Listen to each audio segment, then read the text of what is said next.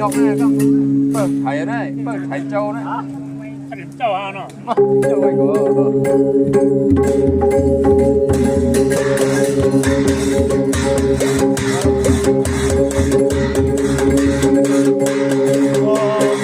คนไทย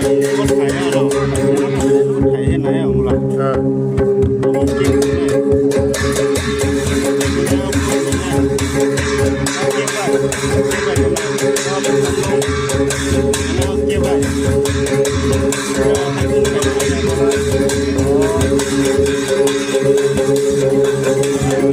ไข่กล้องหน้าไข่กล้องหลังอ่ะทำลุงมองไว้กันเลย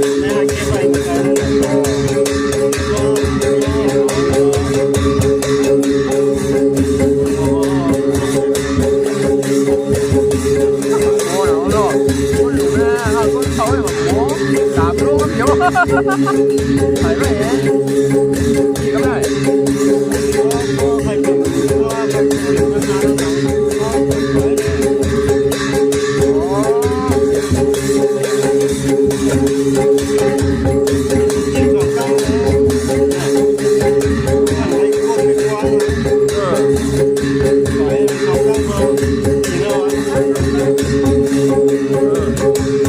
ต่อไปยังไง